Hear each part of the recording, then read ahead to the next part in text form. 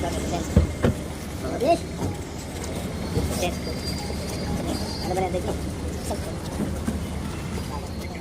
सरकार के द्वारा बीबी रामजी 2025 अधिनियम ग्रामीण डेवलपमेंट की बातें आपने बताई, एडवांस के इसमें बहुत सारी चीजें, तो नाम बदलने की क्या आवश्यकता है? बिना नाम बदले भी तमाम चीजें जो एडवांस हो सकती है, तो नाम ही बदलना है।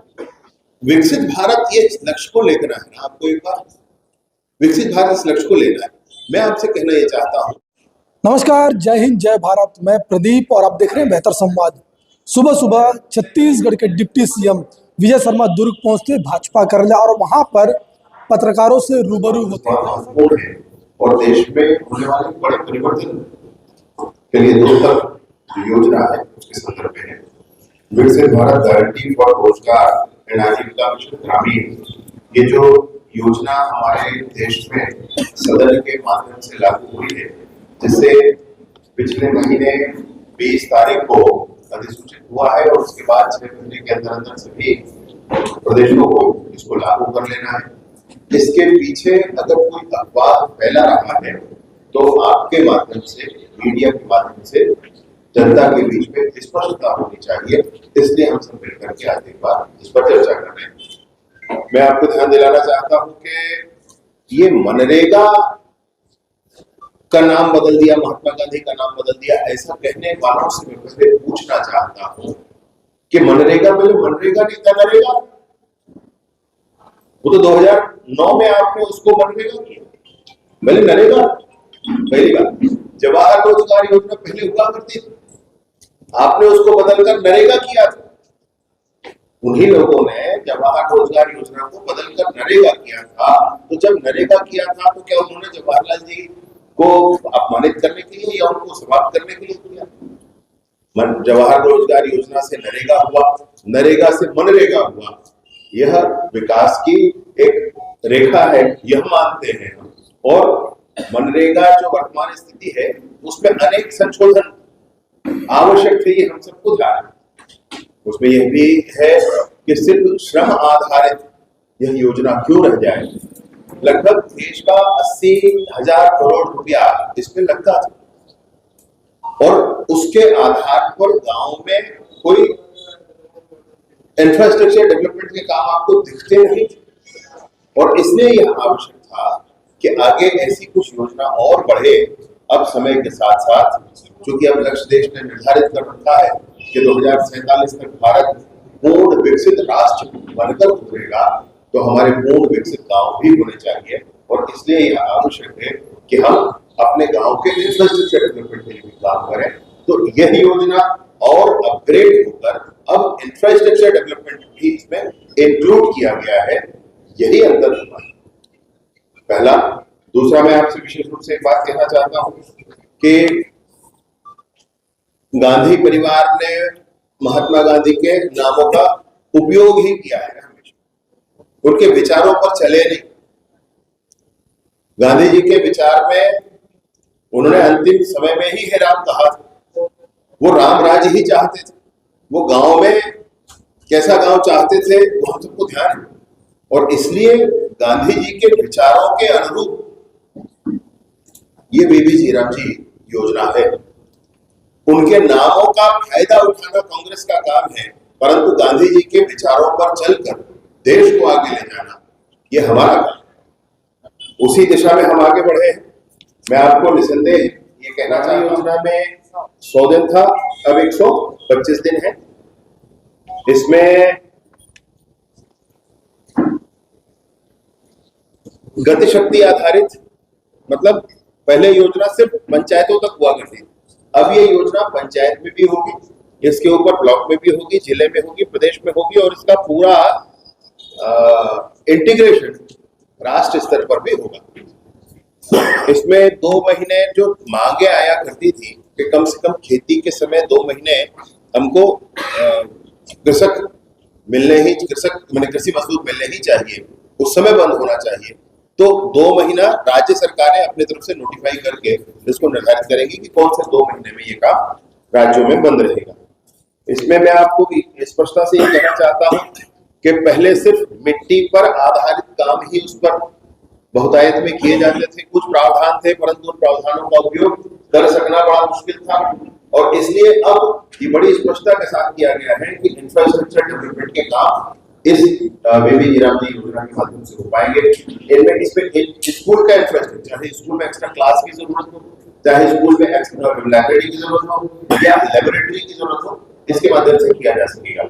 सोलर लाइटिंग सिस्टम आजकल बहुत आवश्यक हो चुका है और हम सब वो देख रहे हैं, तो सोलर लाइट के काम भी अब बीबीजी रामजी से किए जा सकेंगे। इससे पहले ये नहीं हुआ करता था, मनरेगा से वो संभव नहीं था, जिसके माध्यम से हम कर सकेंगे। इसमें ट्रांसपोर्ट शेड अगर बनाना है, बस स्टैंड बनाना है, विलेज का पार्किंग एरिया अगर बनाना है, अब गांव में बहुत सारे वाहन हैं, ऐसा नहीं है कि गांव में वाहन, तो गांव में पार्किंग एरिया अगर आपको डेवलप करना है, अगर आपको ट्रांसपोर्ट शेड डेवलप करना है, तो आप बीबीजी रामजी से कर सकते हैं। और इसके अतिरिक्त अन्य बहुत सी ग्रामीण अधोसंरचनाएं भी इसके माध्यम से निर्मित की जा सकती हैं। इसमें बहुत विशेष जो है मैं आपसे कहना चाहता हूं कि इंफ्रास्ट्रक्चर के साथ साथ आजीविका आधारित भी काम अब बीबीजी रामजी में लिया गया है। जैसे गांव में बाजार बनाना है, रूरल हाट बनाना है, तो आप उसको ले सकते हैं। और आपको फूड ग्रेन स्टोरेज का कोई बिल्डिंग बनाना है, वो आप बीबीजी रामजी में ले सकते हैं। स्किल डेवलपमेंट के सेंटर्स बनाने हैं गांव, वो आप बीबीजी रामजी में ले सकते हैं। आपको जल संरक्षण के कुछ काम उसमें करने हैं, वो आप इसमें ले सकते हैं। आपको रूफटॉप से रेन वाटर हार्वेस्टिंग अगर हम करना चाहते हैं, तो रेन वाटर हार्वेस्टिंग के काम भी आप इसमें ले सकते हैं। कोल्ड स्टोरेज आप इसमें बना सकते हैं, बीबीजी रामजी में आप कोल्ड स्टोरेज बना सकते हैं।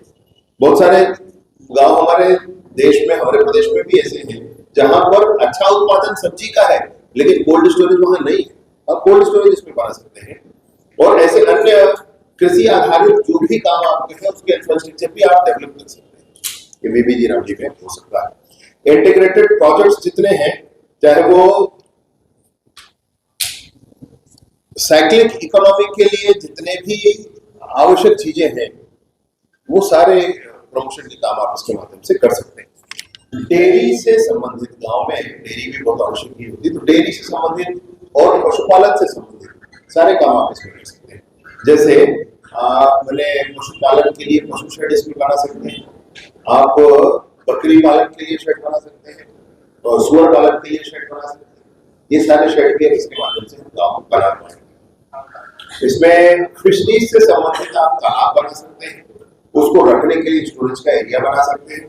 और एचरी भी जिसमें उसके उत्पादन के लिए काम किया जाता है, वो भी आप इसमें बना सकते हैं। एक्सट्रीम वेदर कंडीशंस पर आधारित जो काम हमको आज के समय में करने होते हैं, जो हम कई देश के कई स्थानों पर देख रहे हैं, वो एक्सट्रीम वेदर कंडीशंस पर आधारित काम भी हम कर सकते हैं। डिजास्टर मैनेजमेंट के पॉइंट ऑफ व्यू से जो आपको लगता है आपके गांव में करना, वो भी आप अप्रूवल लेकर के कर ही सकते हैं। वाटर सिक्योरिटी के संबंधित काम, वो भी आप बीबीजी रामजी में कर सकते हैं। इसमें कौशल विकास से संबंधित काम आप कर सकते हैं, कौशल विकास से संबंधित काम भी आप इसमें कर सकते हैं। अब इसकी मॉनिटरिंग स्थानीय स्तर पर मोबाइल बेस्ड एप्लीकेशन से हो, जीआईएस के माध्यम से इसकी मैपिंग होगी, आर्टिफिशियल इंटेलिजेंस भी इसमें यूज किया जाएगा, इसलिए क्योंकि इसकी प्लानिंग कैसी होनी चाहिए, और इनफैक्ट न सिर्फ प्लानिंग बल्कि इसके ऑडिट के लिए भी एआई का यूज किया जाएगा। इसमें बायोमेट्रिक ऑथेंटिकेशन भी इंक्लूड किया गया है। यानी कि नरेगा के संदर्भित जितने भी ऐसे काम थे जिनसे परेशानी लोगों को होती थी, लोगों ने कहना शुरू कर दिया था आज के समय में कि ये तो ऐसा हो रहा है, ऐसा हो रहा है, ऐसा हो रहा है, वो कोई काम नहीं कर रहा है, मशीन से काम हो जा रहा है, लोगों को खातों में पैसा चल दिया, बाद में पंद्रह कर दिया, आधी आधी बातें आने लगी थी। इन सारी ही चीजों को रोक लेने के लिए इन सारे ही पैरामीटर्स इन टेक्नोलॉजी को यूज करके काम किया जाएगा। 100 की जगह 125 दिन इसमें उपयोग किया जा रहा है। और विशेष रूप से जो मैं बात आपसे कहना चाहता हूँ कि हम ये चाहते हैं कि 2047 तक भारत उन्नत हो, तो मिट्टी आधारित काम की आवश्यकता देश को जब तक थी तब तक किया। अब इसकी आवश्यकता है कि हम और आगे बढ़कर काम करें। पहले भी जिस तरीके से राज्य और केंद्र सरकार की शेयरिंग हुआ करती थी, अभी जो सारी ही योजनाओं में 60-40 की शेयरिंग है, वैसी ही शेयरिंग इसमें भी है। इसमें राज्य सरकारों को भी गंभीरता से अब इस विषय को लेना होगा।